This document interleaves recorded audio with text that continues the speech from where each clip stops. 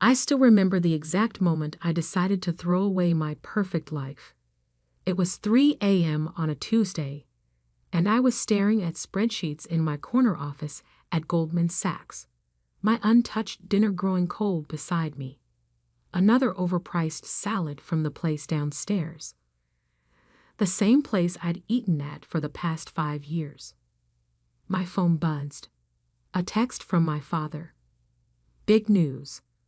Opening our 15th location next month.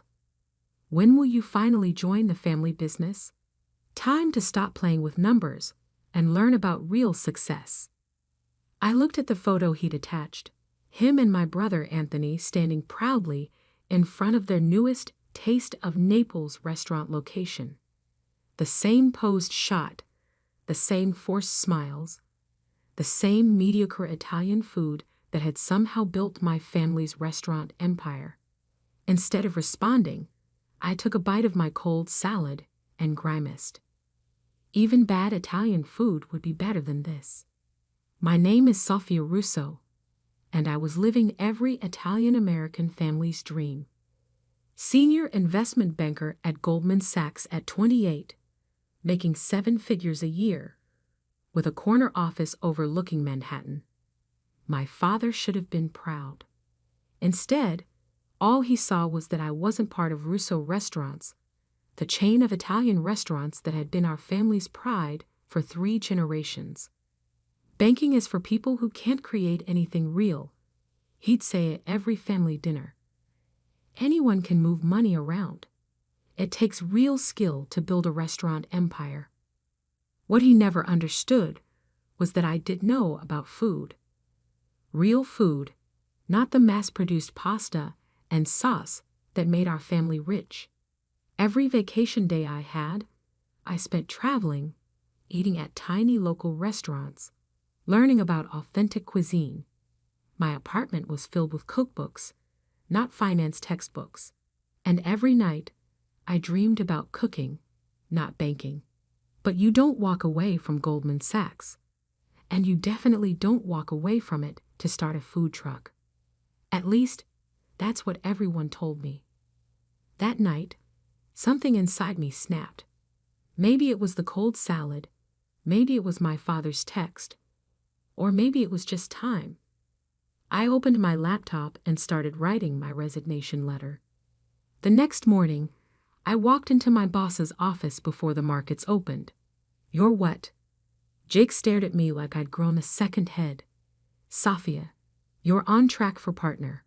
2 more years tops." I placed my resignation letter on his desk. "I'm opening a food truck." He started laughing, then stopped when he saw my face. "You're serious? You want to leave Goldman Sachs to sell hot dogs?" Not hot dogs, real Italian food. The kind my grandmother used to make before my father turned our family recipes into frozen pasta sauce. Jake leaned back in his chair, running a hand through his graying hair.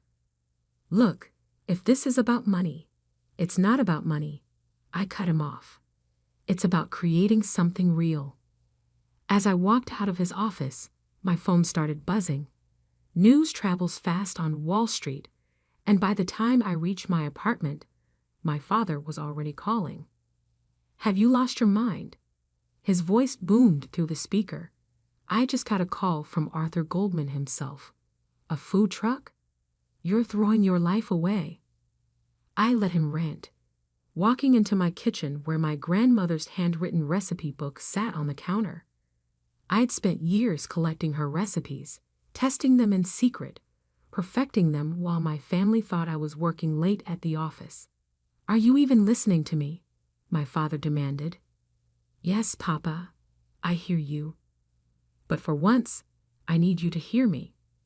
I opened the recipe book to her signature dish, pasta alla nonna, made with a sauce that took 3 days to prepare. I'm not throwing my life away. I'm choosing my own path. By becoming a street vendor? Your brother runs 5 restaurants by himself. We have 15 locations. We're opening 3 more this year. That's success. No, That's mass production. When was the last time you actually cooked anything, Papa? When was the last time you made Nana's recipes the way she taught us? Silence. Then, times change. You can't make money cooking one pot of sauce at a time. Watch me. I hung up and opened my laptop. 5 years at Goldman had taught me more than just finance. I knew how to plan, how to analyze markets, how to build something from nothing.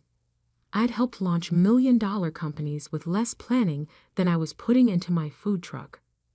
First step, I emptied my savings account.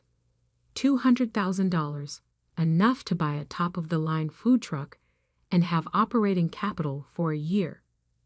Next, I pulled up the business plan I'd been working on in secret for months. Nana's Kitchen. Authentic Italian street food, made fresh daily, using recipes that hadn't been changed for mass production. My phone kept ringing. My brother Anthony, my mother, my aunts and uncles. Everyone had an opinion about my mental breakdown. I ignored them all and started making calls of my own. By sunset, I'd found the perfect truck, a barely used kitchen on wheels that I could customize. By midnight, I'd secured all the necessary permits and licenses, and by dawn, I'd mapped out every food truck location in Manhattan, analyzing foot traffic patterns, lunch crowds, and competition. 1 week later, I stood in front of my shiny new food truck, now painted in deep red with Nana's Kitchen written in gold script. Inside was a fully equipped kitchen, better than what most restaurants had. My grandmother's recipe book sat on the counter, ready to guide me. "You're really doing this?" I turned to find my mother standing there, looking worried. She was holding a container of what smelled like my father's mass-produced marinara sauce. "I thought you might need this," she said, holding out the container. "For emergencies." I shook my head. "No emergencies, Mama. Only real food." I opened my grandmother's recipe book. Remember how Nana used to spend 3 days making her sauce? How the whole house would smell like basil and garlic? That was before we had 15 restaurants to run. She sighed. "Safia, your father built an empire by taking Nana's recipes and turning them into fast food." I started preparing for my first day, laying out fresh ingredients I had bought at dawn from local markets. He built what he wanted. Now it's my turn. She left without another word, taking her container of sauce with her. I watched her walk away, then turned back to my preparations. My first customers would be arriving in 2 hours. I'd love to say my first day was a tremendous success, that people lined up around the block for my authentic Italian food. The reality? I served exactly 12 customers, made $157, and had enough leftover food to feed an army. But those 12 customers, they came back the next day, and they told their friends. By the end of the first week, I had a small but loyal following. Office workers who were tired of the same chain restaurant lunches. Food enthusiasts who appreciated real Italian cuisine. People who could taste the difference between sauce that took 3 days to make and sauce that came from a factory. My father kept tabs on me through others, never visiting himself, but always asking about my little experiment. My brother Anthony drove by once, smirking when he saw me working alone in my truck. "Have fun playing chef," he called out. "When you're ready to admit this was a mistake, your office at Russo Restaurants is waiting." I ignored them all and focused on my food. Every morning, I woke up at 4 a.m. to start preparing. Every ingredient was fresh, every dish made to order. My customers didn't just get food. They got stories about the recipes, about my grandmother, about real Italian cooking. 3 months in, something unexpected happened. A food blogger discovered me. Her review went viral. Forget everything you know about Italian food trucks. Forget everything you know about Italian restaurants. Nana's Kitchen is serving the most authentic Italian food in New York, and they're doing it from a truck. The next day, the line stretched around the block. I sold out by 1 p.m. Then came the write-up in the New York Times food section. Then Eater. Then Bon Appetit. Suddenly, my little experiment wasn't so little anymore. I needed help. I hired 2 assistants, then 4. I added a second truck, then a third, each one serving the same authentic recipes, made fresh every day. 1 year after leaving Goldman Sachs, I had a fleet of 5 trucks and a central kitchen where we prepared our sauces and fresh pasta. My revenue was approaching $2 million annually, small compared to Russo restaurants, but every dollar earned without compromising quality. I was working harder than I ever had at Goldman, putting in 16-hour days, but for the first time in my life, I was creating something real, something that would have made my grandmother proud. Then came the day that changed everything. I was working in one of my trucks when I overheard 2 customers talking about Russo restaurants, about how the quality had gone down, about how the newest locations were struggling, about rumors of financial troubles. That night, I did what any good investment banker would do. I started digging. What I found confirmed the rumors. Russo Restaurants was expanding too fast, taking on too much debt. Their mass-produced approach was failing as customers demanded better quality. Their once mighty empire was crumbling. My father didn't know it yet, but his dream of 15 locations was about to become a nightmare. And I had a decision to make. I could watch my family's legacy crumble, or I could save it, on my terms. What I did next would change not just my family's restaurant empire, but the entire way we thought about food, family, and success. But first, I had a sauce to prepare.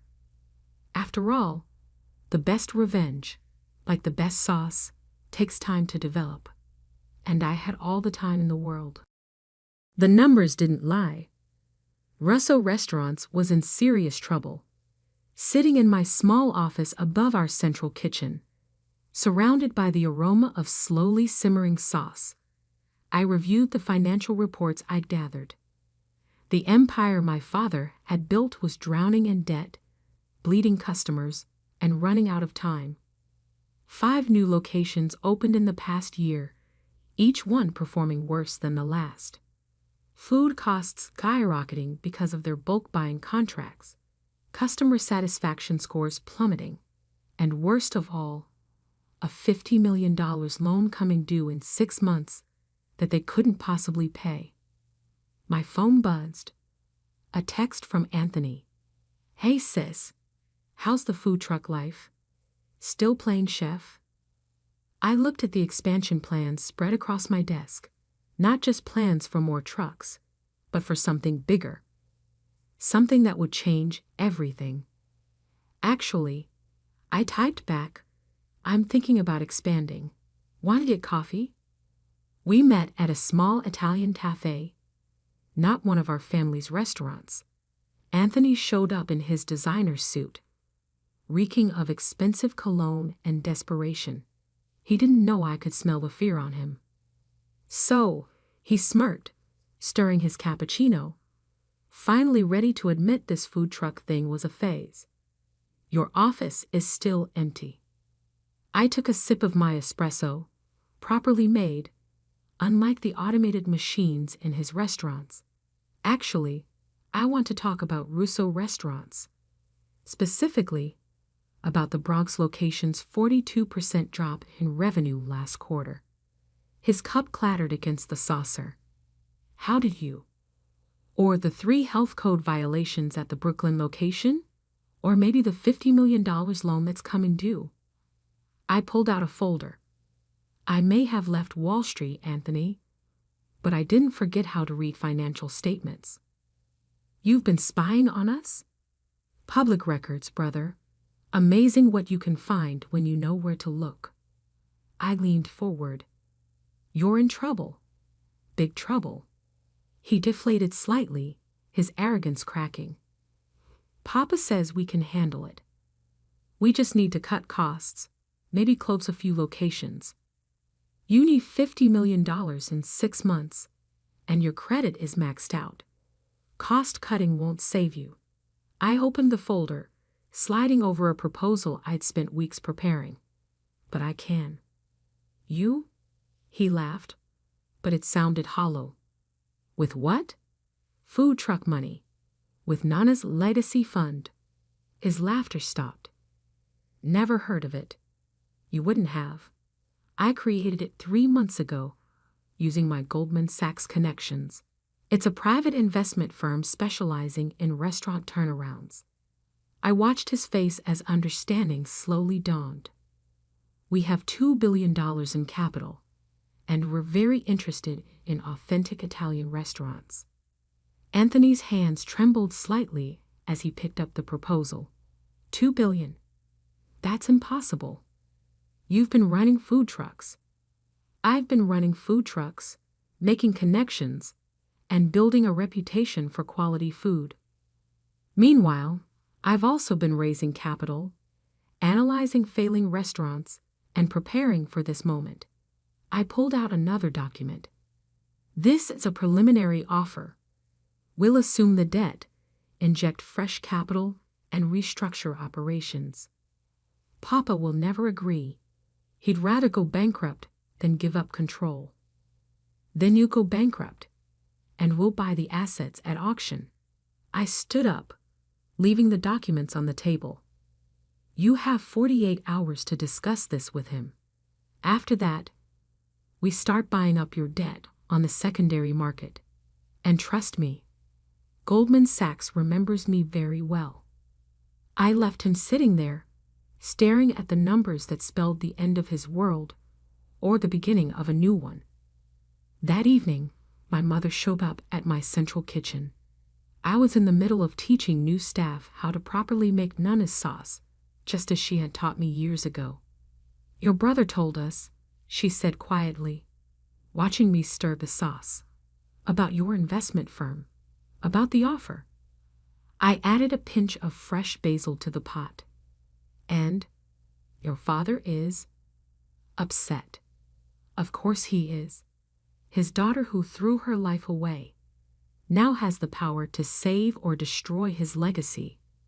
I handed her a spoon. Taste. She dipped the spoon in the sauce, and for a moment, I saw tears in her eyes. It tastes just like Mama used to make. That's because I make it exactly the way she taught us. Before Papa decided it was too expensive, too time-consuming to do it right, I turned down the heat, letting the sauce simmer. Every truck, every batch, every single day. We do it right. He's not a bad man, Sofia. He just wanted to build something big. I know, Mama, but he built it by sacrificing what made our food special. I wiped my hands on my apron. Now I'm offering to help him fix it, but it has to be my way. She nodded slowly. He wants to meet. Tomorrow night at the original restaurant. The original Russo restaurant, where it all began 40 years ago. Now a tired location in Little Italy, its once bright sign faded, its tables half empty most nights. I hadn't been there since leaving Goldman Sachs. Walking in the next evening felt like stepping back in time. The same red checkered tablecloths, the same pictures of Italy on the walls, the same menu that hadn't changed in decades. But now I could see what customers saw. A relic, not a destination. My father sat in his usual corner booth, an empty plate of pasta in front of him. He didn't stand when I approached. Investment firms. He spat the words like they tasted bad. Billions of dollars. This is how you respect our family's heritage. I slid into the booth across from him. I respect our heritage by making food the way Nana taught us. When was the last time you tasted your own sauce, Papa? Really tasted it? He pushed the plate away. We serve thousands of people every day. You can't make sauce 3 days at a time for that many people. Actually, you can. My central kitchen does it every day. Smaller batches, better ingredients, real cooking. I pulled out my proposal, and we can do it for all your restaurants. But things have to change. Change. You want to destroy everything I built. No, I want to save it. But not just the restaurants. I want to save what made us special. I opened my grandmother's recipe book, which I'd brought with me. Remember this?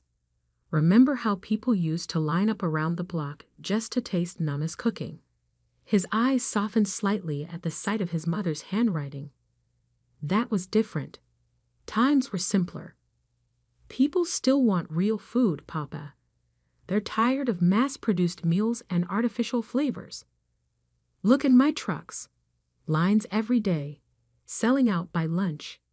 And we charge more than your restaurants because people will pay for quality. He was quiet for a long moment, staring at the recipe book. The loan, he finally said, comes due in 6 months. You've tried every bank in the city. No one will refinance. I laid out the numbers. You're losing money on every new location. Food costs are up 60% because your suppliers know you can't negotiate. And your best customers are finding better options. Like food trucks, he asked bitterly. Like anywhere that still cares about quality. I pushed the proposal closer. I can save Russo restaurants. Keep the name, keep the legacy, but return to what made us great. Real Italian food, cooked with care. And I suppose you'll want to run everything. Yes. No point sugarcoating it. My firm will have controlling interest. You'll retain a significant stake, but operational decisions will be mine. He stood up abruptly, his face flushed. Never. I'll find another way. There is no other way, Papa. You have 6 months until the loan comes due. 5 months until suppliers start demanding cash on delivery. 4 months until you have to start closing locations. I stood too, matching his stance. I'm not asking for your permission. I'm offering you a choice. A choice? He laughed harshly. Between selling my life's work to my ungrateful daughter or going bankrupt. No. A choice between admitting you need help or watching everything you built get sold off piece by piece. I gathered my things. You have until Monday to decide. After that, we start buying your debt. I walked out of the restaurant, leaving him standing there among the empty tables and faded memories.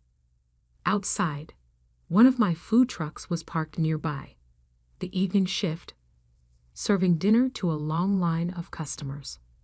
The next few days were silent. No calls from my father. No texts from Anthony. But I knew they were running the numbers. Realizing what I already knew, they had no choice. On Monday morning, my phone rang. The board wants to meet, Anthony said, his voice tight, to discuss your proposal. The meeting was set for Wednesday at their corporate headquarters, a fancy office building that had seemed so impressive when I was young. Now it just looked like another monument to prioritizing size over substance. I arrived early, dressed in chef's whites instead of a business suit. Let them see who I really was, not who they wanted me to be. The boardroom was full. My father, Anthony, the other executives who had helped build and nearly destroy our family's legacy. They all watched as I set up my presentation. But first, I had servers bring in lunch, dishes from my food trucks, made fresh that morning. Before we discussed numbers, I said, I want you to taste something. The sauce was made exactly how Nana taught us. 3 days, fresh ingredients, no shortcuts. They ate in silence. I saw the recognition in their eyes, the memory of what our food used to taste like before mass production and cost-cutting destroyed it. My father put down his fork, wiped his mouth, and looked at me. In his eyes, I saw something I'd never seen before: respect. "Now," I said, pulling up the first slide of my presentation, "let's talk about how we save Russo restaurants." What happened next would change not just our family's business, but the entire way America thought about Italian food. But that's not where the story ends. Because sometimes saving something means completely rebuilding it. And I was just getting started. The transformation of Russo restaurants began at 4 a.m. on a Monday morning, 3 weeks after the board meeting. I stood in the kitchen of our original location, surrounded by my best food truck chefs and a very skeptical kitchen staff. "Today," I announced, holding up my grandmother's recipe book, "we learned to cook again." The executive chef, who'd been running this kitchen for 20 years, crossed his arms. "We know how to cook." "No," I corrected him gently. "You know how to heat up pre-made sauce and boil factory pasta. Today you learn to make real Italian food."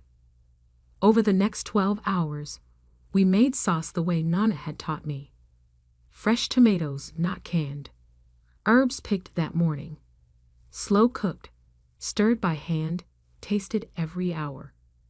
The kitchen staff watched, skeptical at first, then increasingly interested as the aroma filled the air. By dinner service, we had 1 batch of real sauce ready. I made an announcement to the dining room. "Tonight, we're offering a special, pasta alla nonna, made from my grandmother's original recipe. Same price as our regular pasta, but limited quantity." We sold out in 2 hours. The next day, the line stretched around the block. But this was just one restaurant. We had 14 others to fix and a mountain of debt to deal with. My father, surprisingly, became my strongest ally. After that first night, after seeing customers' reactions to real food, something changed in him. He started coming to the kitchen early, watching us cook, even rolling up his sleeves to help. "I had forgotten," he admitted one morning, stirring a pot of sauce, "how it used to be, how Mama did it." Anthony was a harder sell. "This is inefficient," he complained during a management meeting. "We're spending 3 times as much on ingredients, 5 times as much on labor, and charging twice as much per dish." I cut in, sliding over the latest numbers. With full dining rooms and lines out the door, the transformation wasn't easy. We closed 3 underperforming locations, converted 2 others into training centers. I brought in my food truck teams to train restaurant staff, teaching them not just recipes, but the philosophy behind real Italian cooking. Every location got a complete makeover. Out went the checkered tablecloths and cheap wine glasses. In came elegant simplicity, open kitchens where customers could watch their food being made, wine lists curated by actual sommeliers. But the biggest change was in our central kitchen, or rather, its elimination. No more mass production, I announced 6 months into the transformation.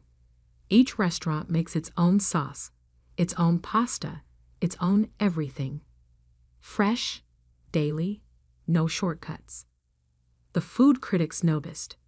The first review came from the New York Times. "Russo Restaurants has undergone a miraculous transformation.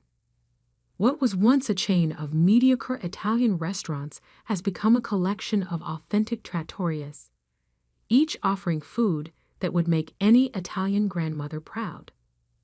Michelin stars followed. First one restaurant, then another. Our prices went up, but customers didn't complain. They were getting real food, cooked with care and passion. 1 year after taking control, we had fewer locations, but triple the revenue. The debt was paid off. Our suppliers were happy, and our staff turnover had dropped to nearly zero. Turns out people like working in kitchens that actually cook. But the real moment of triumph came during Sunday dinner at my parents' house. For the first time in years, the whole family was gathered around the table. My mother had cooked, really cooked, not just heated up pre-made food. "I have something to show you," my father said after dinner. He led me to his study, where a new frame hung on the wall next to his business awards. Inside was a food truck permit, my original one, from when I first started. "I was wrong," he said quietly, "about everything, about you." I hugged him, smelling the familiar scent of garlic and basil that now clung to his clothes just like it had clung to Nana's. "We were both right, Papa. You built something big. I just helped make it good again." 2 years after the takeover, Russo Restaurants had become Russo and Daughter, my condition for the final rebranding. We had 10 locations, each one unique, each one excellent. The waiting list for dinner reservations was months long. My food trucks? Still running, still popular.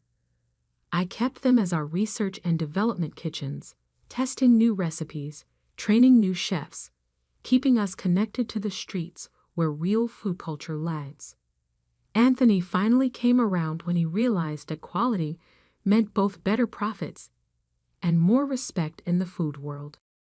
He now runs our chef training program, teaching new cooks the difference between making food and making memories. Last month, a young chef from our newest location asked me why we spend so much time and money doing things the hard way.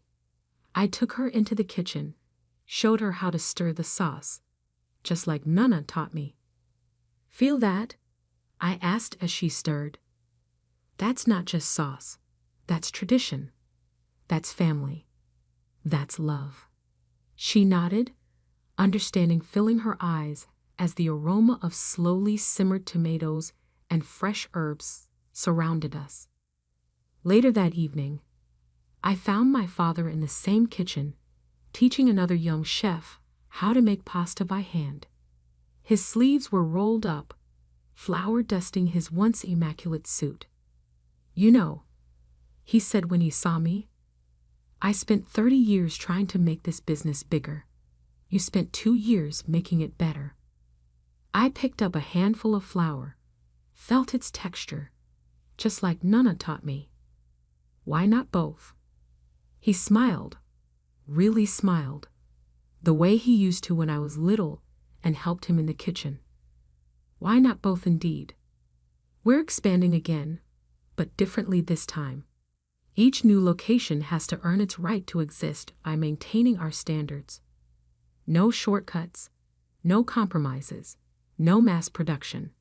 Every sauce made fresh, every pasta rolled by hand, every dish cooked with pride. The investment firm that started it all, still going strong, still transforming restaurants, still proving that quality and profit can coexist. But that's not what I'm most proud of. Last week, I found my grandmother's recipe book in the kitchen of our original location. It was open to her sauce recipe, the pages stained with tomato and oil, the way a well-used cookbook should be. But it wasn't just her handwriting anymore. There were notes in the margins from our chefs, little tweaks and observations, the recipe evolving while staying true to its roots. That's when I knew we'd succeeded, not because of the awards or the profits or the waiting lists, but because we'd created something my grandmother would have been proud of. My father joined me in the kitchen that evening, putting on an apron like he does every day now. "Ready to make the sauce?" he asked. I smiled, reaching for the tomatoes. "Always, Papa, always." The food trucks still park outside our restaurants sometimes, a reminder of where this revolution started. And every morning, when I smell the sauce starting to simmer, I think about that scared girl who left Wall Street with a dream of doing food right. Turns out you can go home again. You just have to be willing to cook up some changes along the way. Last night, a food critic asked me if I ever regret leaving Wall Street. I led her into our kitchen, showed her the sauce bubbling in huge pots, the pasta being rolled by hand, the chefs working with pride and passion. Banking taught me about numbers, I told her. But this taught me about value. And those are very different things. She took another bite of her pasta, closed her eyes in bliss, and nodded. She understood. Because in the end, success isn't just about how much money you make. It's about staying true to what matters. In my case, good food and family legacy. Sometimes those things seem to conflict, but with enough determination, and maybe a food truck or two, you can find a way to make them work together. Now, if you'll excuse me, I have some sauce to stir. After all, the best traditions are the ones you practice every day. And somewhere, I know, Nana is smiling.